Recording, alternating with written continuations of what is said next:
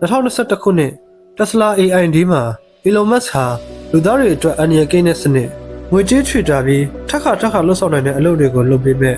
စက်ရုပ်တွေအကြောင်းကိုမိတ်ဆက်ပေးခဲ့ပါတယ်။သူရဲ့အဓိကရည်မှန်းချက်ကလူသားစွမ်းရည်အသုံးပြုမှုကိုအခြေခံကနေပြောင်းလဲပစ်ဖို့စိတ်ကူးထားခဲ့ပါတယ်။အထူးသဖြင့်အန္တရာယ်ရှိပြီးခက်ခဲတဲ့အလုပ်တွေပြည့်စရာကောင်းတဲ့အလုပ်တွေနဲ့ထပ်တလဲလဲလုပ်ရတဲ့အလုပ်တွေကိုစက်ရုပ်တွေနဲ့အစားထိုးလှုပ်ဆောင်စေပြီးလူသားတွေအနေနဲ့ကိုကြီးမားတဲ့ဖန်တီးမှုအနုပညာနဲ့ပြဿနာဖြေရှင်းမှုတွေကိုအာရုံစိုက်နိုင်အောင်ဖြစ်ပါတယ်။ဒါပေမဲ့ဒီခီးစဉ်ကထင်သလောက်တော့မလွယ်ကူခဲ့ပါဘူး။2022 ခုနှစ်ပထမဆုံး prototype ကိုပြသခဲ့စဉ်တုန်းကလမ်းလျှောက်ဖို့တောင်မှအခက်အခဲတွေ့ခဲ့ရပါတယ်။ဝေဖန်တဲ့သူတွေကတော့ဒါကြီးကိုဘယ်လိုရောင်းမှလဲဆိုပြီးတော့တန်တရားဝင်ခဲ့ကြပါတယ်။အထူးသဖြင့်ဟန်ကျွမ်းကြီးအောင်ကိုယ်တိုင်ထိန်းချုပ်နိုင်တဲ့အနေအထားရောက်ဖို့အတွက်အရန်ကိုခက်ခဲခဲ့ပါတယ်။ဒါပေမဲ့ Tesla ရဲ့မြန်ဆန်တဲ့တိုးတက်မှုကလူတိုင်းကိုအားအသင့်စေခဲ့ပါတယ်။2024 ခုနှစ်ရဲ့နောက်ဆုံးဗီဒီယိုတွေမှာ Tesla ရဲ့အိမ်သုံးစက်ရုပ်တွေဟာချောမွေ့စွာလမ်းလျှောက်နိုင်တယ်။ပစ္စည်းတွေကိုချိန်ဆကင်တွယ်နိုင်ပြီးသူ့ဘာသူအနေထားမှန်ကန်စွာနေရာချနိုင်တယ်ဆိုတာကိုမြင်တွေ့ရပါတယ်။သူတို့ရဲ့အာရုံကြောကွန်ရက် Neural Network ကို Tesla ကားတွေမှာသုံးထားတဲ့အလိုလျောက်မောင်းတဲ့စနစ် Autopilot ရဲ့နည်းပညာကိုအခြေခံထားတာဖြစ်လို့သင်ယူမှုနှုန်းကပုံမှန်ထက်ပိုမြန်ဆန်တာဖြစ်ပါတယ်။အခုချိန်မှာ Autonomous စက်ရုပ်တွေကို Tesla စက်ရုံထဲမှာစမ်းသပ်လုပ်နေပြီဖြစ်ပါတယ်။ရိုးရှင်းတဲ့လုပ်တွေဖြစ်တဲ့ပစ္စည်းတွေကိုရွှေ့ပြောင်းတာနဲ့စက်ပစ္စည်းတွေကိုစစ်ဆေးတာမျိုးတွေကိုအဓိကထားလုပ်ဆောင်စေပါတယ်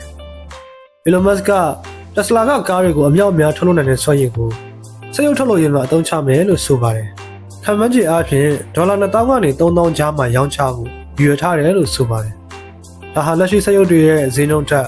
10သောလောက်တက်တာတဲ့ဈေးနှုန်းလည်းဖြစ်ပါတယ်။ဒါပေမဲ့ဒီစက်ရုပ်တွေကိုကြည်ကြည်ပြန့်သုံးလာရင်ဘာတွေဖြစ်လာမလဲ။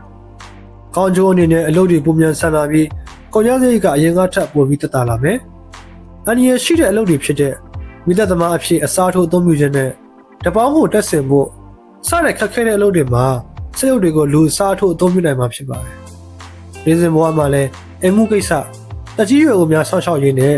ဆေးရုံဆေးကန်းလိုနေရာတွေမှာကျန်းမာရေးအကူအညီဖြစ်လိုအပ်ချက်တွေကိုအစားထိုးနိုင်မှာဖြစ်ပါတယ်။ဒါဆိုရင်ဆိုးကျိုးအနေနဲ့ဘာတွေဖြစ်လာနိုင်မလဲ။လူသားပေါင်းများစွာရဲ့အလုပ်ကိုင်းတွေပျောက်ဆုံးပြီးအလုပ်လက်မဲ့လူဦးရေပိုတိုးလာနိုင်ပါတယ်။ဒါအပြင်မဖြစ်မနေထည့်ဆင်းစားရမယ့်အချက်ဖြစ်စက်ရုပ်တွေကိုဘယ်သူကထိန်းချုပ်မှာလဲ။အကာတွေကဝင်ရောက်အသုံးချခဲ့ရင်ရောဘာတွေဖြစ်လာနိုင်မလဲ။စက်ရုပ်နဲ့လူသားကြားဆက်ဆံရေးကဘယ်လိုဖြစ်လာမလဲ။လူသားတန်ဖိုးတွေကရောကြာဆင်းသွားနိုင်လား။စတဲ့မိဂုံပေါင်းများစွာကမဖြစ်မနေထည့်သွင်းစဉ်းစားရမယ့်အချက်တွေဖြစ်ပါတယ်။ Elon Musk ရဲ့ Autonomous စက်ရုပ်တွေဟာစက်သက်ခန်းတွေကနေအပြင်ကဘာကိုရောက်ရှိလာပြီဖြစ်ပါတယ်။စက်ရုပ်တွေမှာအသုံးပြုရတဲ့နည်းပညာကလည်းအောမှုကောင်းလောက်အောင်မြန်ဆန်စွာတိုးတက်နေပါတယ်။ဒါပေမဲ့နောက်ဆုံးမိခွန်းအနေနဲ့ဒီအိမ်သုံးစက်ရုပ်တွေဟာလူသားတွေရဲ့ကြီးကျုံသစ်တွေဖြစ်လာမှာလား။ဒါမှမဟုတ်လွတ်လပ်မှုတွေကိုပူရှာဖွေနိုင်မှုအတွက်လူသားတွေကိုကူညီမဲ့မိတ်ဆွေတွေဖြစ်လာမှာလား။